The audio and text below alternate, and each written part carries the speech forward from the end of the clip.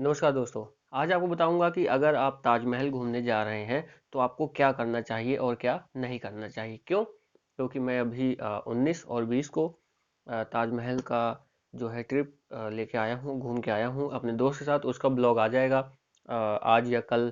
Blog डालने की कोशिश करूंगा, नहीं तो 1-2 दिन में, 3 दिन में ब्लॉग पे आपको मिल जाएगा, आदर्श लर्निंग ब्लॉग पर, कि क्या कुछ रहा उस ट्रिप में, अच्छा लगा तो उसके बारे में बताऊंगा। कि अगर आप जा रहे हैं घूमने और सोच रहे हैं कि आपको घूमना चाहिए ताजमहल और वहाँ पे जो रेड फोर्ट है वहाँ पर, तो आपको क्या करना चाहिए, क्या नहीं करना चाहिए, किन बातों का ध्यान रखना चाहिए, उसके बारे में बात करेंगे। वीडियो पहली बार देख रहे हो तो लाइक कर देना, चैनल को लेना सब्सक्राइब।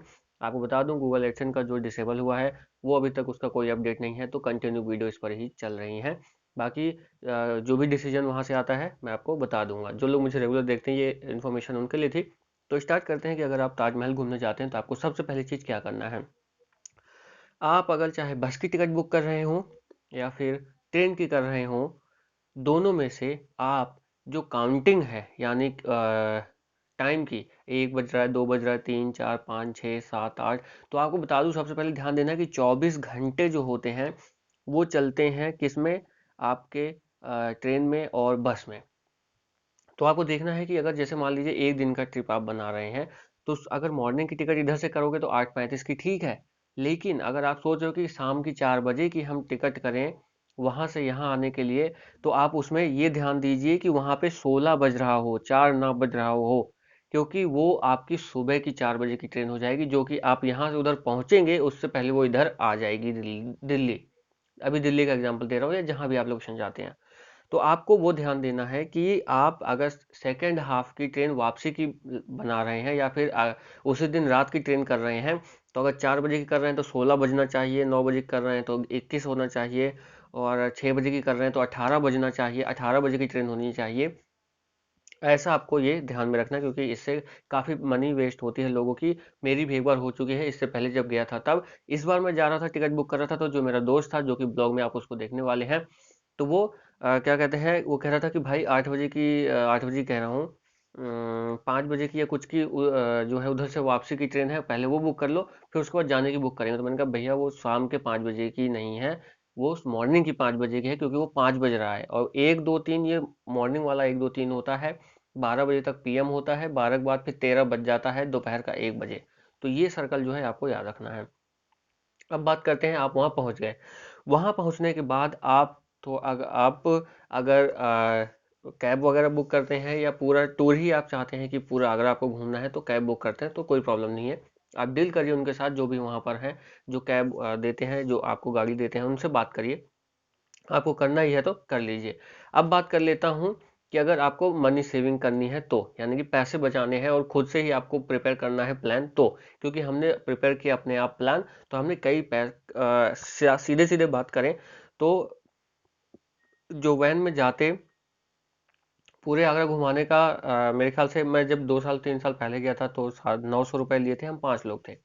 लेकिन इस बार हम जो है 50 रुपये में होटल तक गए, होटल के बाद फिर से 50 रुपये दिया और जो है ताजमहल तक पहुंच गए। क्यों? क्योंकि हमने बार बार 2 बार ऑटो कर लिया, तो ये हम 100 रुपये में ही ताजमहल पहुंच गए, और फिर 50 रुपये दे करके वापस होटल आ गए, 150 में घूम के ताजमहल वापस होटल आ गए। तो ये क्या बोलते हैं, डिस्टेंस बोल रहा हूँ, इतना फर्क पड़ जाता है अमाउंट में, 1000 रुपये। लेकिन वो थोड़ा आगरा रेड फोर्ट घुमाता, लेकिन आपको बता दूं कि ज़्यादा नहीं है।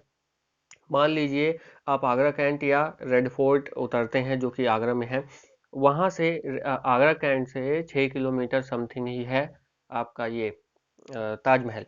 तो वो वहाँ से आप वहाँ जाने के लिए ऑटो वाले जो है, अभी हमसे 50 रुपये लिया, क्योंकि हमें होटल पहले देखना था, जाना था, तो वहाँ पे रुके, तो हम वहाँ फ्रेश हुए, तो वहाँ पे उसने हमसे 50 रुपये और एक्स्ट्रा लिए। लिए क्या, हमने अपने तरफ से ही दे दिया, कोई बात नहीं। तो ऐसे आप मैनेज करते हो, 100 रुपये में आप स्टेशन से होटल, होटल से ताजमहल, ताजमहल से फिर वापस आ सकते हैं ओनली 100 रुपीज़ में।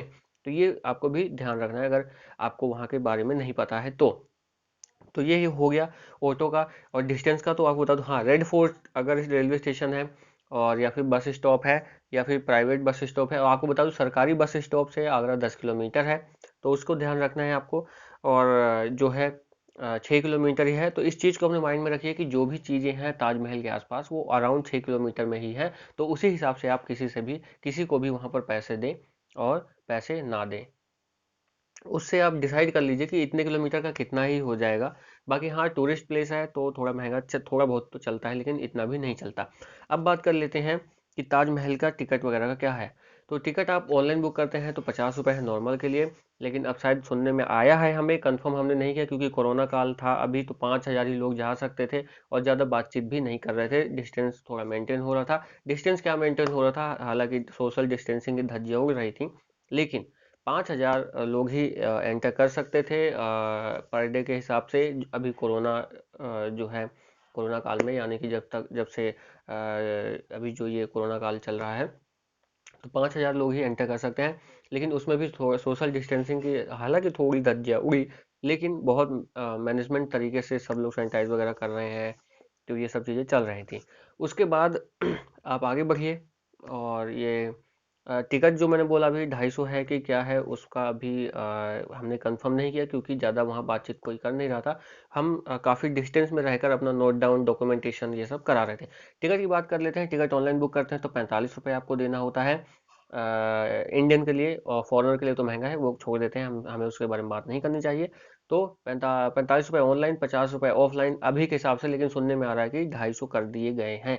है, ये आपको पता चल जाएगा जब आप ऑनलाइन बुक करेंगे या ऑफलाइन बुक करेंगे। अंदर जाइए। अंदर जाने के बाद आपको शूज, उससे पहले हाँ एक चीज़ और आती है कि शूज़ आपको कवर करने के लिए बाहर से ही खरीद लेना होता है, शूज़ कवर। वो आप ब्लॉग देखेंगे तो बहुत अच्छे से समझ आएगा आपको। शू कवर यानी कि एक जैसे किचन में जाते हैं जो शेफ होते हैं तो बालों में वो एक सफ़ेद सा लगा लेते हैं। डॉक्टर्स को भी आपने लगाए हुए देखा होगा कि वो कवर कर लेते हैं। तो ऐसा एक शू कवर आता है जब आप मेन एंटर करते हैं जहाँ पर मुमताज़ और शाहजहाँ का मकबरा है उसमें। तो वो जो मेन सर्कल जो ताजमहल है उसमें एंटर जब आप करते हैं उसके लिए, तो उसके लिए आपको शू कवर लेना होता है। फिर जाइए आप राउंड लीजिए और बाहर आ जाइए। फिर उसके बाद वहाँ पे विजुअल्स जो हैं, विजुअल्स कह रहा हूँ, जो सीनरी है आसपास जिधर भी देखेंगे बहुत अच्छा आपको लगेगा। और साथ साथ ही साथ बगल से ही यमुना नदी जो है बह रही हैं, जो कि दिल्ली वाली ही है, वहाँ आगरा गई हुई हैं। तो वो बहुत अच्छा लगता है, उसके पार देखते हैं तो वो अच्छा लगता है। तो ये कुछ अंदर का सीन है। फिर उसके बाद आप बाहर आइए। फिर आपको सदर बाजार जाना है तो आप ताजमहल अगर है तो वहाँ से कर लीजिए। ज़्यादा से ज़्यादा मैक्सिमम 50 रुपये आपसे लेगा और आपको सदर बाजार घुमा देगा, सदर बाजार उतार देगा। सदर बाजार भी मतलब आपको बता दूँ ताजमहल के आसपास ही है। अगर वॉकिंग डिस्टेंस भी आप करेंगे तो ज़्यादा से ज़्यादा 15 से 20 मिनट में आप पहुँच जाएंगे। हमारे होटल से 1.5 किलोमीटर सदर बाजार था, तो मैं और मेरा फ्रेंड वॉक करके ही गए, यानी कि चलते हुए ही गए, क्योंकि हमें एक दूसरे से बात करने का भी मौका मिल गया और आप डिस्टेंस भी कवर कर लेते हैं। जो खाया पिया होता है वो पच भी जाता है। तो ये चीज़ें हैं आपको जो ध्यान रखना है। तो और बाकी वहाँ बात करें एंट्री की, तो वहाँ लाइन होती है सिक्योरिटी। और हाँ, डॉक्यूमेंट्स आपको ले जाना होता है, आपका एक आधार कार्ड, आईडी प्रूफ जरूर लेके जाना होता है टिकट के साथ। ऑनलाइन बुक कराई है तो कंपलसरी ही है कि आपको लेके जाना है। ऑफलाइन भी करते हो तब भी आपको एक डॉक्यूमेंट्स, कुछ आईडी प्रूफ आपको लेके जाना होगा, तभी आपको एंटर वहाँ पे होने देंगे। सिक्योरिटी वाइज बहुत सिक्योरिटी है वहाँ पर आपको। सबसे पहले यही देख लीजिए कि बिना डॉक्यूमेंट्स के अंदर एंट्री ही नहीं है, तो इस हिसाब से आप समझ सकते हैं। तो ये कुछ है। और हाँ, बाकी आपको कह दूं कि बात आती है वहाँ जाकर पेठे की और सदर बाजार में वो जो लेदर का सामान मिलता है उसकी। तो ये आप अपने हिसाब से डिसाइड कर लीजिए कौन सा आपको अच्छा लग रहा है। बाकी हाँ, जिस होटल में हम रुके थे उन्होंने कहा कि आप गूगल कर लीजिए पंछी पेठा, और उसी दुकान पे जाइए जो आपको गूगल में नज़र आ रहा है। ज़्यादातर वो ओरिजिनल है, लेकिन क्योंकि वहाँ सब लोगों ने ही पंछी पेठा लिखा हुआ है तो आप थोड़ा कंफ्यूज हो सकते हैं। लेकिन एक गूगल पे आप सर्च करके जाते हैं तो जो जिस होटल में हम थे उनका ये कहना है कि आप को सही पेठे मिल जाएंगे। लेकिन सबका एक ही कैटेगरी का पेठा होता होगा या नहीं, इसको क्लियर नहीं कर सकता। लेकिन मेरे दोस्त ने लिया 1 किलो पेठा, केसर वाला पेठा लिया। तो उसने कहा कि हाँ, क्वालिटी में फ़र्क है। जो शायद यहाँ पे लेता है, यानी कि दिल्ली में कहीं आउटसाइडर आगरा के अलावा कहीं और लेते हैं तो काफ़ी फ़र्क आपको देखने को मिल जाता है। तो आपको पेठा और जो सदर बाज़ार में जो लेदर का सामान फेमस है कि वहाँ पे बिकता है, अच्छा है, तो वो अपने हिसाब से आप डील करिए और ख़रीदिए और आइए। हाँ, बार्गेनिंग जिसको बोलते हैं, आपको अगर पैसा लगता है कि जायज़ नहीं है तो आप एक बार उनसे बात ज़रूर कर लें, जो भी आप सर्विस वहाँ पे ले रहे हैं।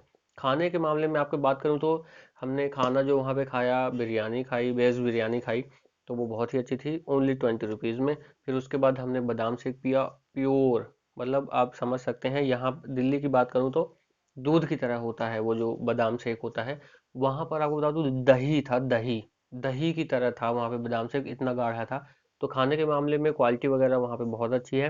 तो आप जाइए, विजिट करिए और इन बातों का ध्यान रखिए। इस वीडियो में इतना ही। चैनल को लाइक से सब्सक्राइब जरूर कर देना। नमस्कार। और हाँ, इसका जो है ताजमहल का ब्लॉग जो है पूरा आने वाला है वीडियो, यहाँ से जाने से वहाँ से यहाँ आने तक का। तो आप जरूर देख लेना, एक दो दिन में आपको आदर्श लर्निंग ब्लॉग पर मिल जाएगा इस वीडियो में। नमस्कार, अगले वीडियो में मिलते हैं।